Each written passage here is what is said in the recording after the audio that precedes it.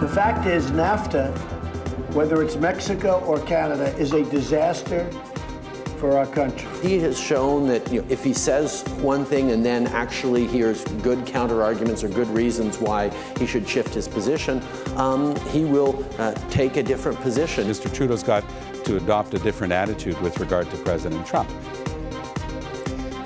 Justin Trudeau defending Canada against accusations that we are a disaster for farmers in the United States. The U.S. president attacked Canada's dairy, energy, and lumber industries as being unfair to American workers. And he got the backing of New York and Wisconsin, including Chuck Schumer, who believes when it comes to milk, they got the raw deal. The government hasn't done much to return the fire that we can see, but they have started doing a little negotiating in public.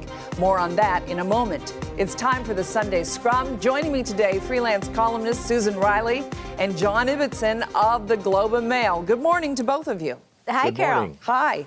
John, what do you think is behind Donald Trump's smackdown on Canada this week?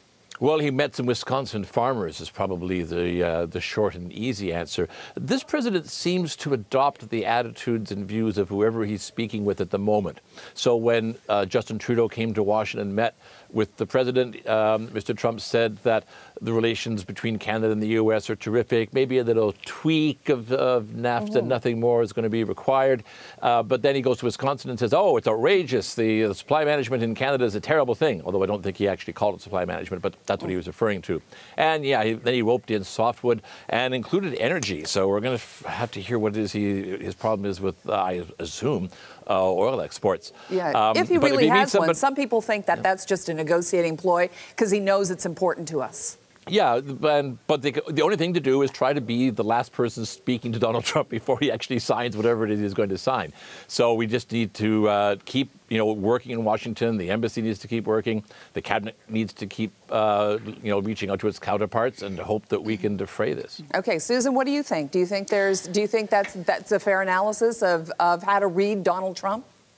Yes, I think he has. The good news is that Donald Trump has the attention span of a fruit fly, and the bad news is that Donald Trump has the attention span of a fruit fly. So, I mean, really, we're not dealing with a mature, sober adult at all. We're dealing with a mercurial, impulsive, attention-seeking leader. As we all know, that's not news. I don't know, in the face of that kind of constant provocation and constant shifting, my instinct would be to be very, very calm, just avoid eye contact, stay very calm, reach out to the sober adults that surround Mr. Trump at some distance sometimes, and rely on reality and there'll be another crisis next week, which will capture Mr. Trump's fleeting attention, and this will sort of die down. I think the government's doing the right thing. I don't see any merit in Tom Mulcair's suggestion that we sort of stand up to him and match him bluster for bluster.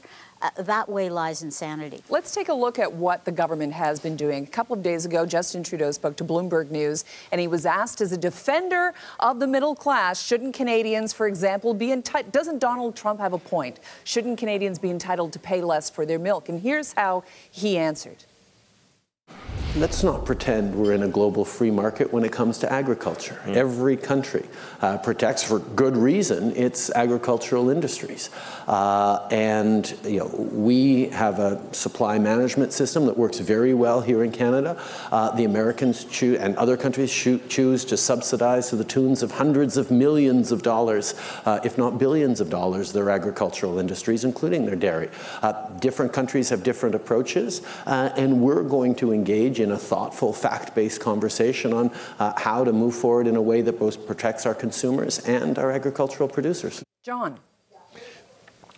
Donald Trump has put me in the impossible position of having to defend supply management because I'm part of that large group of people who think that it's actually quite obnoxious and should be abolished. But we should abolish it. We should not be forced to abolish it because the Americans tell us to. Look, it's true that there are agricultural subsidies in developed countries around the world, but supply management is unique. You don't find it anywhere else in Canadian agriculture. Beef doesn't have it. Pork doesn't have it. The grain growers don't have it. You have this this strange sort of Stalinist cartel where dairy and poultry producers operate under quotas. The quotas are now grossly inflated. And yes, it costs a great deal more to buy milk and butter and eggs in this country than it does in other countries because we're protecting those farmers. In some other countries, but not all countries. I mean, we're about, what, $1.48 for a liter of milk or something, and then the United States pays even more.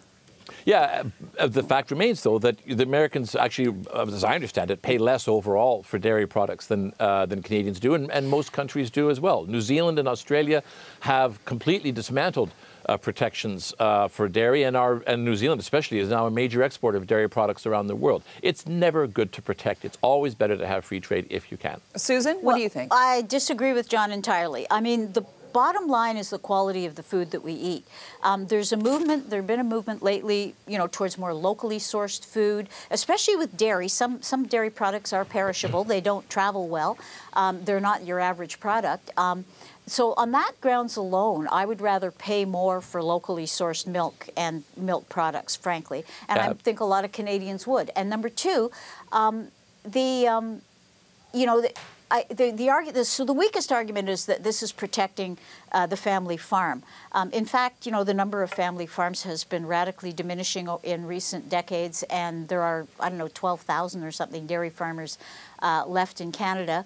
Still worth protecting as far as I'm concerned. I'm just not. And the final thing is the question of food quality and food safety. The dairy, the whole agricultural sector in France, for example, is highly regulated and protected, and France boasts some of the best food in the world. So yeah, this is the argument of those who belong to the upper middle class or who are struggling to reach it.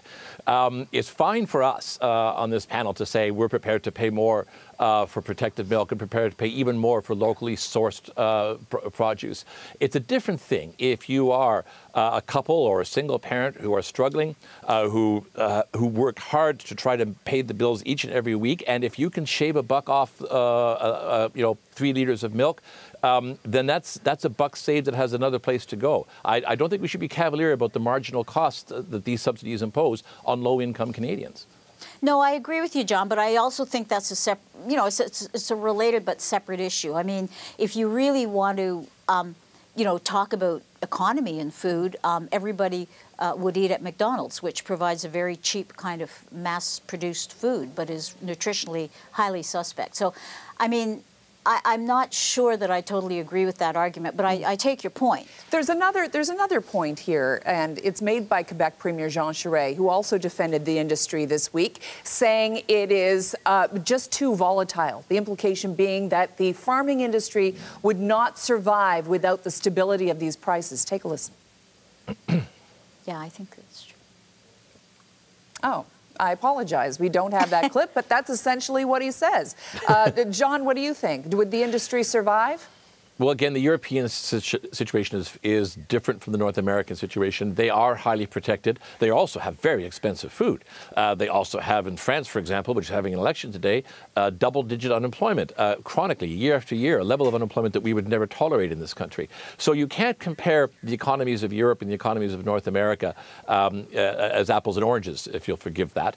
There are distinct circumstances, and I think Canada, as a trading nation, as an agriculture exporting nation, we make a lot of money exporting food overseas, should in fact be as deregulated as possible. We should deregulate supply management and in fact try to tailor a dairy industry that becomes world beaters in exporting milk products to the world. Okay.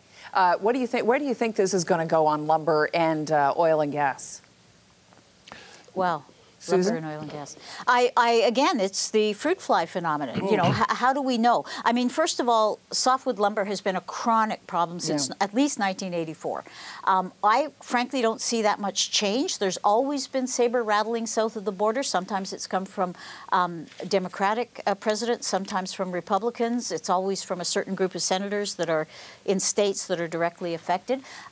Canada's lumber industry, insofar as it remains, has kind of tried to circumvent this chronic irritation by buying a lot of facilities down in Tennessee and other places. So they've kind of hopped the border and are now producing down in the States as well.